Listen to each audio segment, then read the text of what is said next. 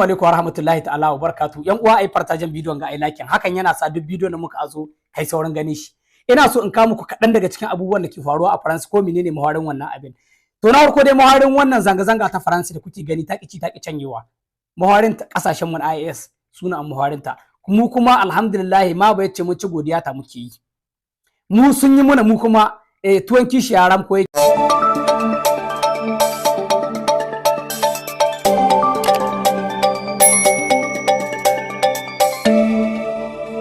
so. Tuwon kishi yaran ko yake so. Faransa irin abin da ta muna yau in Allah ya yarda mu kuma za mu rama. Insha Allah. Waɗanda shugabanni na ƙasashen IAS muna musu godiya, muna jinjina musu da irin jan ƙoƙarin da suka yi. Wallahi mu sun duk wani abin da ke cikin kanu mu sun yadda mu shi. Duk wani duhu da ke damuwar ɗan Afirka wallahi sun yadda mu shi.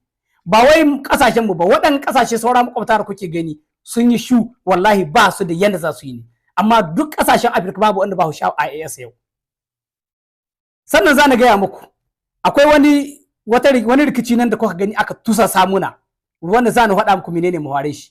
Wannan har-hare da kuke gani ana kai muna makwabta ƙasashe cika kan sun ɗebi ruwa. Faransa cikin su ya ɗebi ruwa saboda shugabannin IAS sun ce za su wani babban taro a ƙarshen shekarar ga ƙasar Mali.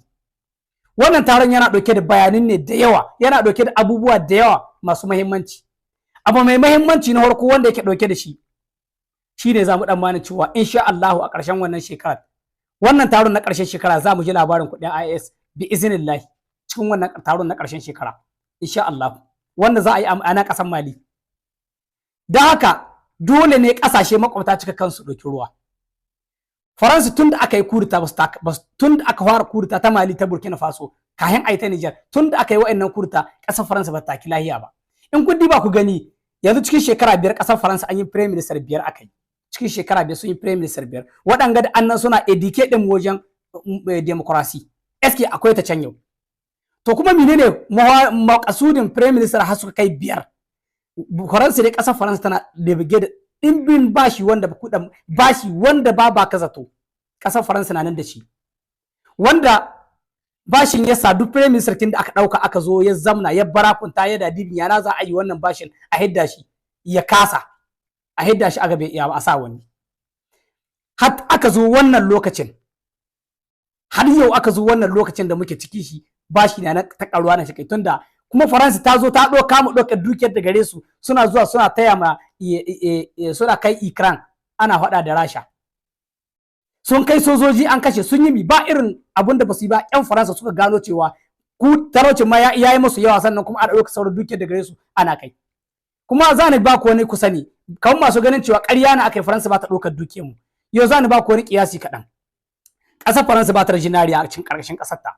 Amma reserve d'or wanda aka ce jinariya ta aje ta adana cikin ma'adani Faransa ta yi kowace ƙasa jinariya ta adana cikin ma'adani wadda adana gare su ina ta hitar ita a ƙasashen mu na Afirka.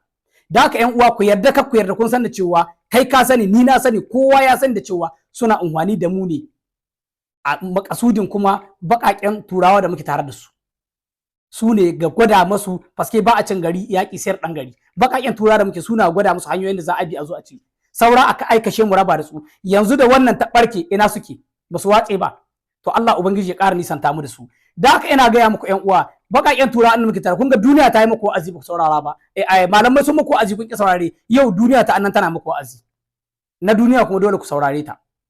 Da haka ƴan uwa mu daure wannan mu san cewa wannan taron da za a yi na Mali a ƙarshen shekara bi izinillahi in Allah ya yarda muna sa ran cewa za mu ji babban bayanin kuɗin mu na IAS cikin wannan taron.